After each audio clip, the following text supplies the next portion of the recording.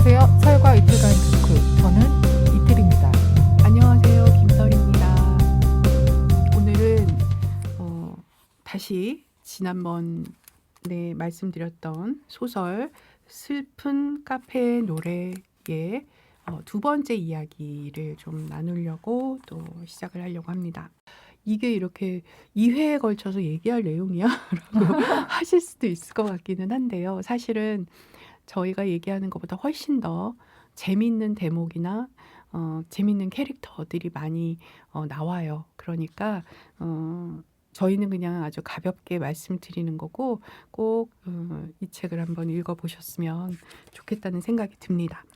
보면 이 책이 영국으로도 상영이 됐고 영화로도 있더라고요. 네네. 근데 이제 영화를 보지는 않고 스티커만 몇 개 봤는데 여주인공이 미스 어밀리어하고 너무 찰떡 이미지여가지고 아 정말요? 그러니까 여성성이 강조된 사람이 아니라 음, 정말 약간 그 거친 그 남부 시골에서도 정말 살아남을 만한 그런 그 체격과 얼굴을 가지고 있다고 생각하는 그 주인공이 있더라고요. 그래서 이 녹음을 끝나면 한번 가서 볼까 지금 생각 중입니다. 그거 어디서 해요? 제가 찾아봤는데 없던데. 없었어요. 저 스티커만 몇 개 봐가지고. 그 비디오 DVD만 나와 있어요. 지금 현재. 예전에는 그게 아마 어디에서 했었나 봐요. 그 왓챠나 이런 데 아마 있었던 것 같아요. 영화가. 근데 지금은 없고 저도 보려고 막 찾아봤거든요. 근데 어디 판교인가 어디 도서관에 DVD 하나가 있더라고요. 네네. 그래서 그걸 아마 도서관 내에서 빌려가지고 시청각실 같은 데서 볼 수 있는 DVD가 하나 있는데 보려면 너무 근데 그 DVD가 이동을 많이 해야 혹시 되는데. 자막이 없을까 봐.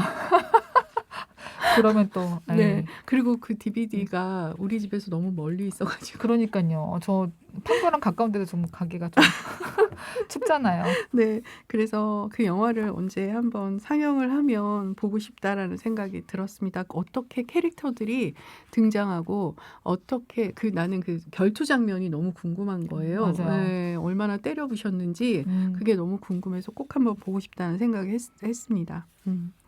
그리고 이제 또 2부에서 또 얘기하고 싶었던 거는 그거예요. 사실 1부에서 얘기하고 싶었는데 우리가 말이 너무 길어가지고 2부로 넘어온 얘기 중에 하나가 사랑이라는 게 그 황량한 곳에서 발생됐을 때 보여지는 변화와 활약상에 대해서 얘기를 좀 나누고 싶어요.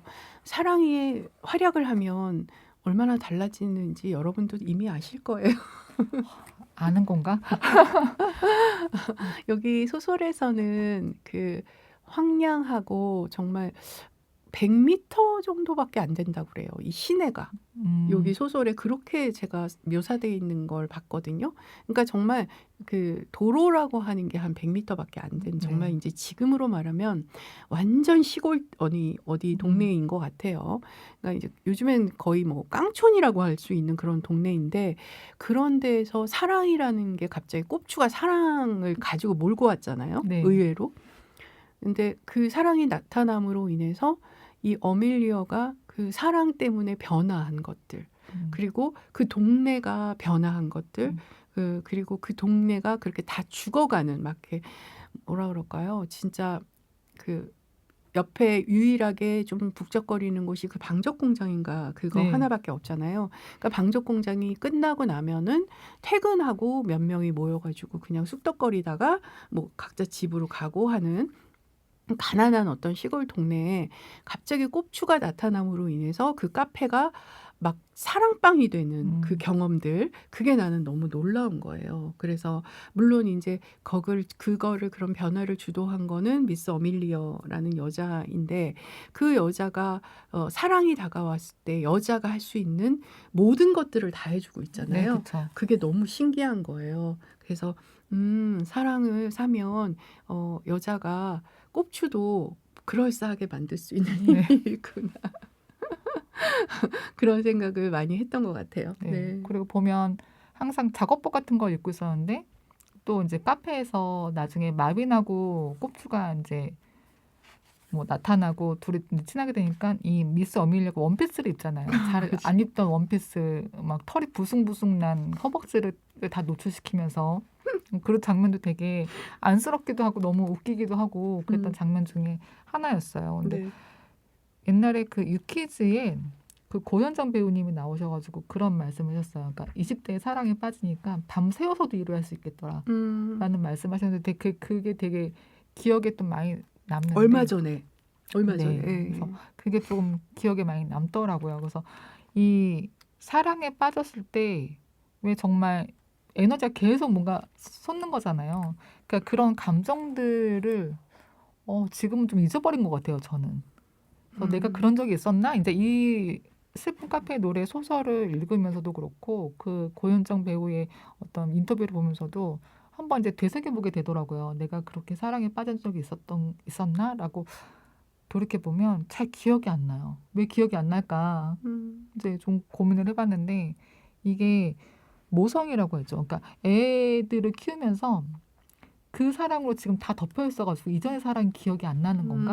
라는 생각도 저는 좀 잠깐 했던 것 그러면은 같아요. 좀 약간 TMI인데 짝사랑을 하신 경험이 있어요? 짝사랑요?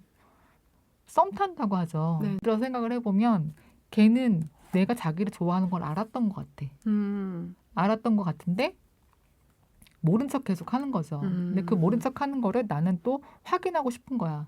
저는 사랑하는지 안 하는지 네. 걔가 알고 있는지 모르고 있는지. 네. 저는 TJ잖아요. 명확하고 이제 클리어해야 나 저의 어떤 불안감이 해소되는 거예요. 그래서 이제 말을 했다가 결국은 채였어요. 그 채인 그 말이 내가 너무 세대요. 세서 싫다라고 하더라고요. 여기 미스 어밀리아로 많이 비슷했나 봐요. 그 지금 돌이켜 보면 그럼에도 불구하고 걔는 종종 나에게 전화를 하고 종종 나에게 남자친구 역할을 해줬었어요. 근데 그러다가 이제 각자 이제 애인을 만나서 헤어졌는데 나중에까지 내가 짝사랑 혹은 외사랑하면 그 남자애가 그렇게 생각이 나요. 작가님은 어떤 경험 있으셨나요? 저는 고등학교 때 짝사랑을 했는데요. 그러니까 고등학교를 입학하자마자 어떤 한 남자가 눈에 들어왔어요. 눈에 들어와서 남녀광이었어요? 네네. 고등학교가 남녀공학이었는데 아마도 이상형이었던 것 같아요. 그 시절에 외모가 이상형이었던 것 같은데 눈에 들어와서 그냥 갑자기 그 사람이 좋아지더라고요. 그래서 2년 동안 혼자 좋아했어요. 정말 좋아했었던 친구인데 그게 아마 티가 났던 것 같아요. 나중에는. 숨길 수가 왜냐하면 없구나. 2년이라는 시간 동안에 알게 모르게 운동장이라든가 교문이라든가 이런 곳에서 이렇게 마주칠 때가 있잖아요. 내 몸에서 그게 나왔나 봐, 뭔가가. 내가 너 좋아해, 막 이런 게 이렇게 표시가 됐는지. 눈에서 레이저가 막 나왔겠죠. 그랬는지 안 그러려고 했는데 그랬었지 않았을까라고 생각해요. 지금 생각해보면. 그러지 않고는 이게 이야기가 설명이 안 되는 게 2년이 딱 지나고 3학년 딱 되는 해가 됐을 때 그 친구한테 연락이 왔어요. 그러면서 자기가 그 친구가 나를 좋아한다라는 거예요.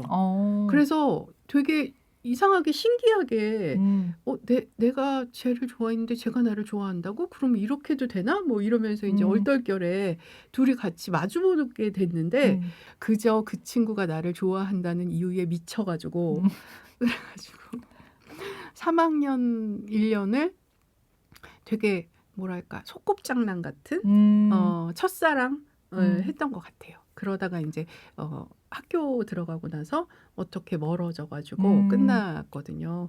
한 번씩은 다 그런 짝사랑을 하지 않나요? 저는 짝사랑하다가 뭐 결혼했다는 사람도 보긴 봤는데. 네. 네. 그러면 해피엔딩인 거죠. 그렇죠. 근데 이제 인생이라는 거는 제가 누누이 말씀드리지만 끝장을 봐봐야 알기 때문에 네, 그렇죠. 끝까지 가봐야 알기 때문에 섣불리 중간에 해피다라고 말을 한다고 해도 엔딩이 될지는 모르겠습니다. 제가 그래서 이 슬픈 카페 노래에서 만약에 껍주가 떠나지 않고 미스 어밀리아랑 한 10년, 20년 살았으면 어땠을까. 재미없는 소설이 됐겠죠. 그 생각도 좀 했었어요. 이게 보면 그 미스 어밀리아가 사랑이 식기 전에 마빈의 경쟁 상대가 나타난 거잖아요. 네, 그렇죠. 사랑의 유효기간이 뭐 1년이네 2년이네 이렇게 얘기도 하는데 유효기간이 끝났었으면 이 둘의 사랑도 이렇게까지 아름답게만 보이지도 않았을 거고 슬프게만 끝나지도 않았을 것 같다라는 생각도 저는 조금 뭐 들었었어요. 여러 가지의 엔딩이 있을 수 있죠. 여러 가지 경우에 말하자면 어밀리어가 내가 미쳤지 뭐 이제 후회를 그쵸. 하고 내가 미쳤지 왜 저 꼽추를 집에 들였을까 뭐 이럴 수도 있고 한눈에 반했을 정도로 좋아했던 꼽추였지만 한 10년 살아보니까 뭐 진짜 꼽추에 꼽자만 들어도 진저리가 난다라고 생각했을 수도 있고 그 뭐 사랑이 원래 그렇게 뭐 계속 변하는 거기 때문에 그래서 그런 결말이 났을 수도 있는데 그냥 소설적으로 봤을 때는 이 엔딩이 맞지 않나 그런 생각이 들어요. 이 책이 진짜 말하고자 하는 게 과연 무엇일까요? 그러면 저는 말하고자 하는 거는 질문을 던지는 것 같아요, 독자한테. 사랑이 뭐야? 네가 생각하는 사랑은 뭐야? 한번 나에게 답을 줘. 이런 질문을 저는 좀 받았던 것 같아요. 그러면은 작가님이 생각하는 사랑은 그래서 저는 오랫동안 연민이나 동정도 사랑일까? 이 책을 읽고 나서 동정도 사랑의 한 형태가 아닐까? 동정심으로 사랑을 시작하면 불행하게 끝난다라고 하잖아요. 그러니까 이 소설도 뭐 그렇게 행복하게 끝난 건 아니지만 어쨌든 사랑을 하는 동안은 행복했고 그다음에 동정이나 연민을 가지는 것도 사랑이고 어떤 총체적인 어떤 사랑의 모습이 아닐까라는 생각이 저는 조금 들었었어요. 저는 50페이지 정도에 보면은 이제 작가가 생각하는 사랑론이 등장한다고 했잖아요. 근데 이제 그 부분을 되게 여러 번 읽었는데 그냥 저는 내용은 너무 좋아요. 그 워낙 문장이 좋고 그다음에 되게 명확한 단어로 사랑론에 대해서 쭉 써놨기 때문에 이보다 더 잘 쓸 수 있을까? 사랑에 대해서 이보다 더 명확하게 정의할 수 있을까라는 생각이 들고 이거는 이런 사랑을 해보지 않으면 이렇게 표현하기 어렵다라는 결론도 났어요. 그걸 읽으면서 그러면서도 결과적으로는 제가 이 책에 대해서 느낀 감정은 타인에 대한 욕망이라는 것이 결국엔 어떻게 보면 사랑이거든요. 타인에 대한 욕망이 그러니까 다 갖고 싶다.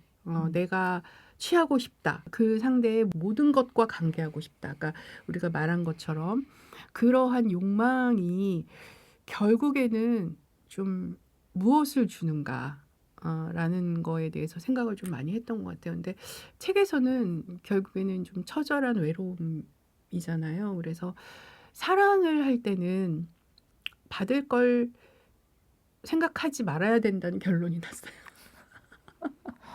근데 음. 사람 마음이 받을 것도 생각을 안 하게 되지는 않는 것 같다는 생각도 좀 그러니까 들어요. 진짜 사랑이라는 거는 결국에는 받을 걸 생각하지 말아야 되는 그쵸. 거인가 봐요. 전 잘 모르겠지만 그런가 봐요. 그게 머리로는 네. 그래 맞지라고 하는데 어느 순간 보면 자가 발전을 하고 있죠. 받을 생각을 하고 그쵸, 있고. 그쵸. 그래서 보면 그런 것 같아요.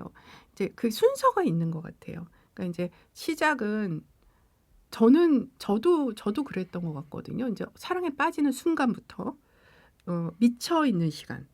미쳐 있는 시간이 있잖아요. 뭐 누구는 6개월이다, 누구는 3개월이다. 그 기한이 있잖아요. 누구는 뭐 길게 1년까지 간다, 뭐 이렇게 얘기하는 것처럼. 근데 이제 그렇게 미쳐 있는 기간 동안은 사실 받을 거 생각 안 해요. 그때는. 그러다가 이제 어느 정도 오고 가고 뭔가 이제 미쳐 있는 것도 대충 끝이 나고 이제 저 사람도 나를 좋아하고 나도 저 사람 좋아하고 이렇게 충분히 서로 그 부분에 대해서 암묵적으로 우리는 서로 사랑하는 사이다라고 하면서 뭔가 안정된 관계가 되고 난 이후에는 그때부터는 계산이라는 게 들어가는 것 같아요. 그래서 초반에 그 감정, 그러니까 아무것도 필요 없어. 그냥 저 사람이면 돼 하는 감정. 그게 이제 진짜 사랑이 아닐까. 한편으로는 이제 그 부모 자식 간의 사랑 말고 남녀 간의 사랑에서 이제 요즘 이제 시대로 한다면 어떤 그 사람의 학벌, 어떤 배경 뭐 이런 걸 다 빼고 정말 그 사람 온전히 사랑하는 어떤 그런 게 가능한가? 라는 것도 저는 약간 퀘스천이에요. 그러니까 정말 사랑이란 감정은 그러면 뭘까? 사랑이란 감정은 그냥 총체적인 것이다. 그 사람이 가지고 있는 외모, 학벌, 배경, 어떤 뭐 재산 그런 것도 다 포함될 수 있고 거기서 나오는 어떤 인품이나 지식 이런 거를 다 어우러졌을 때 그 사람이다라고 어떤 형체가 갖춰지고 나는 그 사람을 사랑해라고 말하게 되는 게 아닐까 그 생각이 좀 들더라고요. 네. 어쨌든 좀 모순적인 것이 있어요. 그죠? 사랑에는. 그래서 이해하기 힘들고 그다음에 의외의 상황에서 다른 의외의 선택을 하기도 만들고 그다음에 누구도 이해하기 힘든 상대를 선택하고 그게 결국에 이제 사랑이 역할이 아닌 사랑이 하는 활약상이 아닐까라는 생각이 드는데 제가 진짜 오래전에 되게 재미있는 얘기를 들은 적이 있어요. 근데 저는 이거를 읽으면서 그 어멜리어가 사팔뜨기로 나오잖아요. 네. 그래서 그때 그 들었던 이야기들이 문득 생각났어요. 근데 무슨 얘기냐면 이게 진짜 재미있는 얘기인데 요새 해도 될지 모르겠는데 제가 아는 어떤 사람이 여자분이에요. 어떤 사람이 회사를 열심히 다니다가 갑자기 너무 직장 생활이 하기가 싫어가지고 뭐 다른 걸 한번 해보고 싶다라는 생각이 들어가지고 그래서 하루아침에 회사를 때려쳐요. 그리고 나서 뭘 할까 막 찾아보다가 자유롭게 살고 싶다는 그러니까 얽매여서 있다가 직장에서 그러다가 회사를 그만두고 나니까 이 자유를 만끽하고 싶다는 생각이 들었나 봐요. 그래서 그걸 만끽하려면 도대체 내가 만끽하면서 돈을 벌 수 있는 일이 뭔가라고 생각을 하다가 장사를 하자라고 생각을 했대요. 근데 그 장사가 뭐냐면은 자유롭고 싶다 보니까 되게 단순하게 동대문에서 물건을 떼어가지고 네. 차에다 싣고 전국을 돌아다니고 싶다는 생각을 했다는 거예요. 그래서 실제로 그걸 이행한 사람이 있어요. 근데 노점으로 그냥 한 그쵸. 거예요. 근데 이제 그냥 길에서 하는 노점이 아니라 지역마다 장이 서잖아요. 네. 그 장을 다니는 거예요. 근데 그 친구가 나이가 20대 후반이었어요. 그 나이에. 그러니까 되게 그때만 해도 되게 독특한 선택을 했다고 주변에서 네. 얘기를 했거든요. 그러니까 쉽지 않은 선택이었어요. 왜냐면은 그 친구는 상당히 고학력자였고 되게 좋은 그러니까 소위 말해서 대기업을 다니는 네. 친구였었는데 무슨 생각을 했는지 모르겠지만 아무튼 그때 당시에 제가 물어봤을 때는 너무 자유가 필요했대요.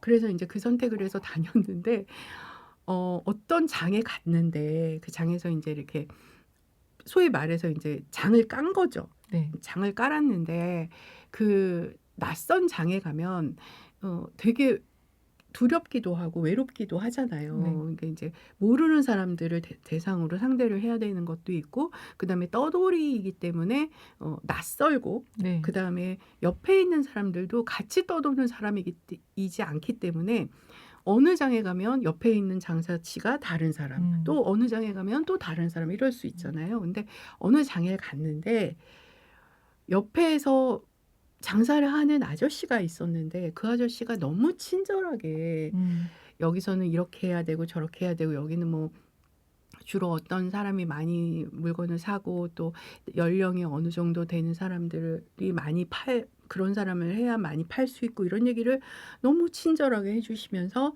화장실은 저기 있고 막 이러니까 이제 처음 가면 모를 수 있는 정보들이 있잖아요. 그거를 너무 자세하게 얘기를 해주고 그래서 너무 고마워가지고 그분한테 이제 먹을 게 생기면 2개를 사가지고 먹을 거 사면 2개 사서 그분한테 드리고 이제 자기는 고마운 마음을 계속 표현을 한 거예요. 이 친구는. 그랬는데 나중에 이제 들은 얘기로는 이 친구가 갑자기 이제 그 장에 갔다가 와서 누군가한테 얘기한 거를 이제 저한테 전달을 해준 건데 네. 전달받은 이야기라서 저도 그냥 어설프게만 아는데 너무 기분이 나빴다는 거예요. 어느 순간에 그 아저씨 때문에 기분이 나쁜 게 아니라 어떤 상황 때문에 기분이 너무 나빠서 진짜 희한한 일이 다 있었다면서 막 이렇게 하소연을 하더라는 거예요. 그래서 그게 무슨 얘기인가 하고 들어봤더니 이제 그 남자분이 사팔뜨기였다는 거예요. 네. 되게 심한 사팔뜨기, 어밀리어처럼. 네. 근데 사팔뜨기를 제가 직접 본 적이 없어갖고 저는 한 번도 그래서 어떤지 모르지만 아무튼 흔하지 않는 캐릭터였던 거야, 그 남자분이. 그런데 이제 이 여자 친구는 하나도 사심 없이 정말 자기한테 친절하게 대해주니까 자기도 뭔가 이 아저씨한테 더 잘해줬던 거지. 그러니까 외모적으로도 좀 불편해 보이고 하니까 더 좀 마음을 네. 썼던 거예요. 그래서 정말 특별한 마음이 없었는데 어느 날 갑자기 장사를 하고 있는데 어떤 아줌마가 와가지고 막 자기한테 막 다짜고짜 막 화를 내고 네. 성을 내더라는 거예요. 그래서 왜 이 아줌마가 도대체 왜 그러지? 그러고서는 이 아줌마가 하는 말을 하도 소리를 질러서 그 무슨 말인지 잘 모르겠어서 좀 귀담아 들어봤더니 이야기인즉슨 그 아저씨의 부인인 거예요. 어머. 그 아저씨의 부인인데 그 부인이 하는 말인즉슨 뭐냐면 내 남편한테 꼬리치지 말라는 거예요. 어머. 그렇다고 하면서 이제 자기 너무 기분이 나빴다고 이렇게 얘기를 하더라고요. 근데 그 얘기를 들으면서 제가 무슨 생각을 했냐면은 누군가한테 여기 책에도 그런 대목이 나오거든요. 아주 이상하고 기이한 사람도 누군가의 마음에 불을 지를 수 있다. 네. 라는 이 대목 비슷한 대목이 나오거든요. 그런 거랑 나는 이 대목을 딱 보자마자 그 얘기가 생각이 나는 거예요.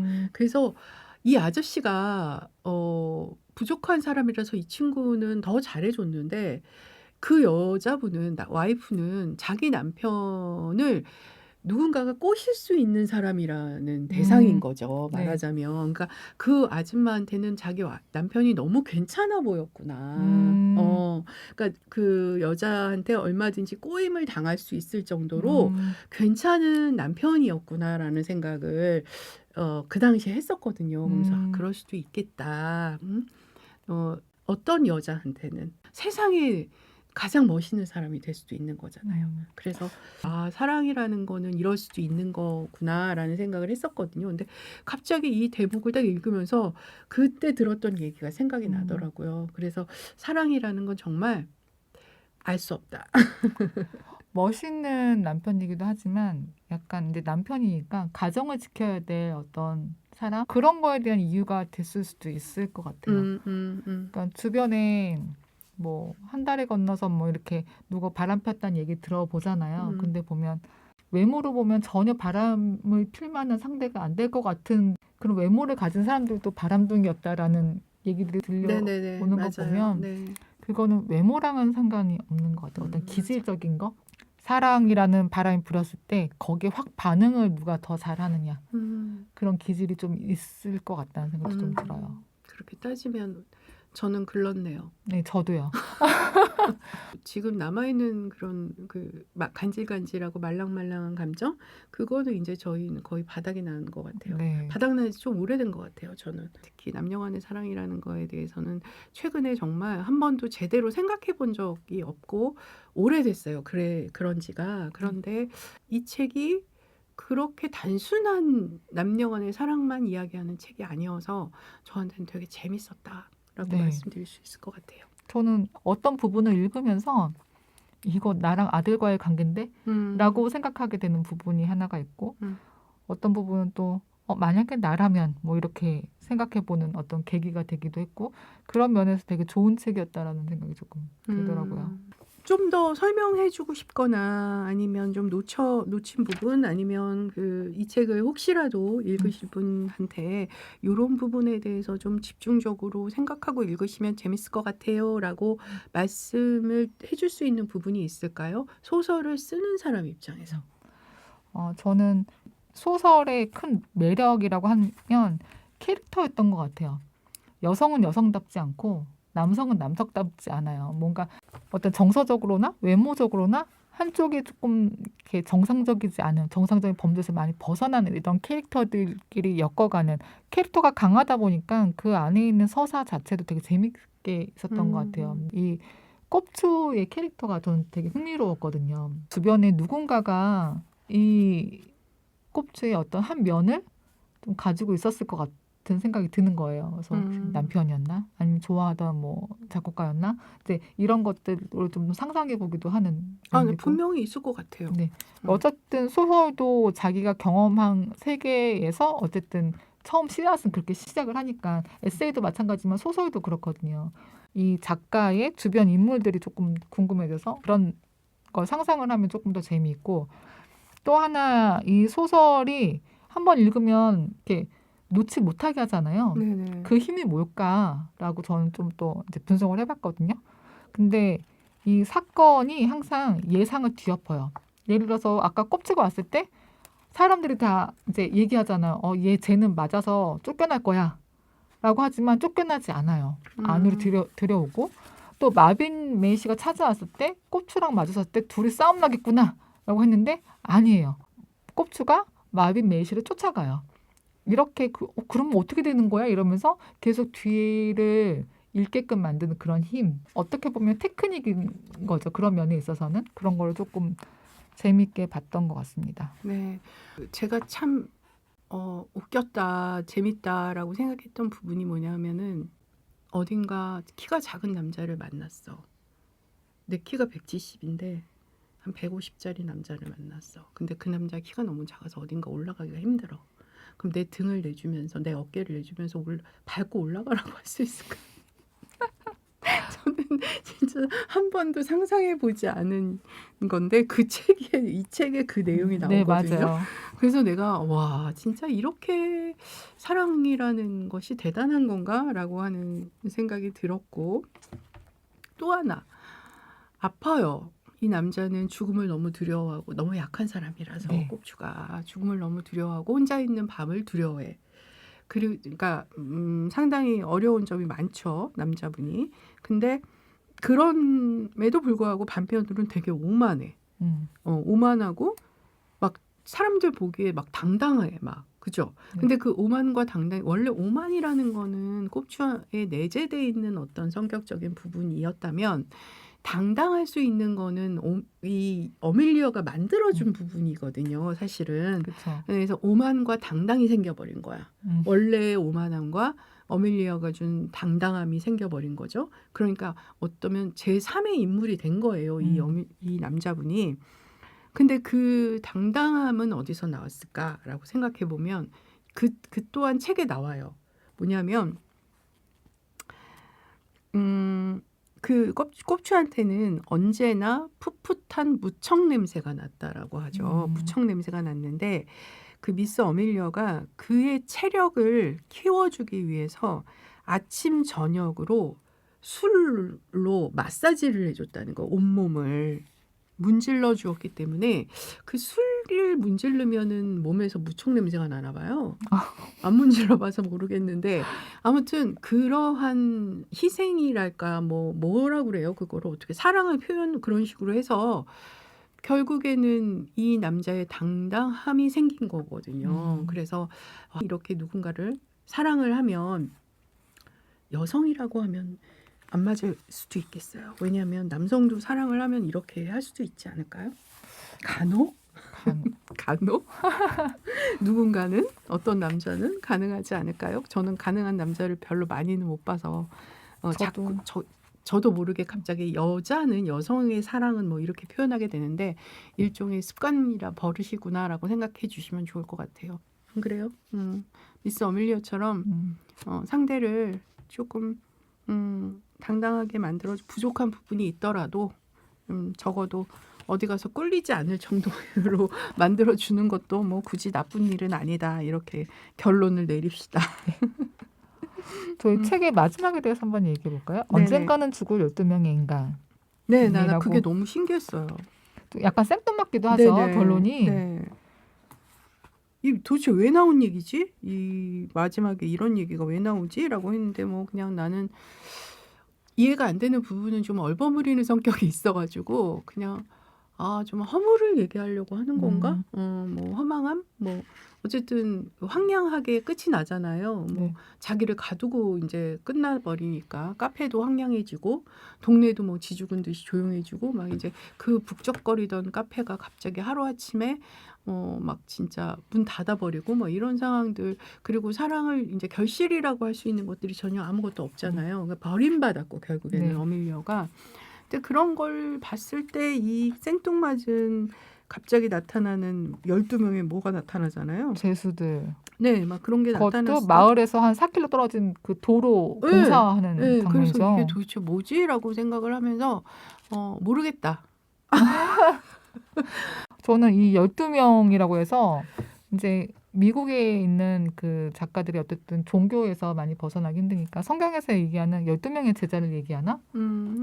생각도 했었고, 그러니까 결국은 그 쓸쓸함 자체를 이미지로 그냥 마무리 지은 거 아닐까? 작가님 말씀대로. 그 얘기가 좀 들더라고요. 이 책 자체가 그 전적 작가 시점이 아니라 약간 3인칭 네, 시점으로 네. 멀리서 바라보도록 네, 얘가 네. 지금 조망을 하고 있잖아요. 네. 전체적인 문장이. 그래서 이 마지막 문장도 그런 식으로 끝낸 거 아닐까? 라는 생각이 좀 들었어요. 마지막으로 인상적이었던 거는 번역가의 이야기예요. 마지막에 이제 번역하신 장영희 작가님이 번역을 하셨는데 되게 유명하신 분이죠. 네, 되게 좋아했던 작가님이세요. 그분이 이제 옴기니의 말을 끝부분에 넣었는데 사실 이 옴기니의 말만 제대로 읽어도 이 책에 설명이 다 돼 있습니다.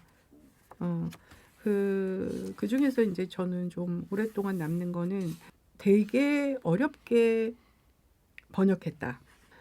정말 그 작가의 의도를 놓치지 않으려는 그런 마음으로 정말 힘들게 번역을 했다라는 그런 의미가 아닐까라는 생각이 들고 그 한 번에 한 페이지 이상을 번역을 못 하셨다라고 하더라고요. 아무튼 그 너무 처절했다.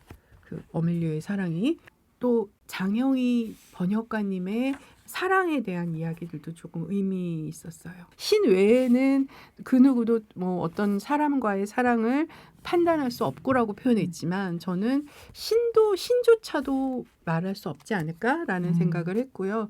그리고 마지막에 그 사람의 사랑이 옳았다 혹은 옳지 않았다 아니면 뭐 좋았다 아니면 뭐 나빴다 하는 어떤 그런 평가 사랑에 대한 평가도 누구도 할 수 없다. 할 수 없죠. 정답이 있는 게 아니니까. 네네네. 그런 책이다. 이게 그런 책이다. 그리고 카슨 맥컬러스라는 작가가 정말 치열하게 했던 자기 탐색 소설이다. 라는 느낌. 어떤 건지 알 것 같아요. 네. 충분히 자기 자신에 대해서, 자기 사랑에 대해서, 자기의 사랑론에 대해서 엄청나게 오랜 시간 파고들어서 나온 소설이다. 저는 이제 그렇게 결론 짓고 싶습니다. 저는 나중에 제가 혹시 사랑에 관해서 어떤 소설이나 글을 써야 한다면 이 책이 되게 많이 생각이 날 것 같아요. 그만큼 되게 강렬했고 되게 좋은 작품을 만났다. 그런 네. 생각을 했습니다. 네. 책을 선택하시는데 조금이나마 도움이 되셨으면 좋겠습니다. 네. 네. 시간을 마치도록 할까요? 네. 긴 시간 들어주셔서 감사합니다. 네, 감사합니다.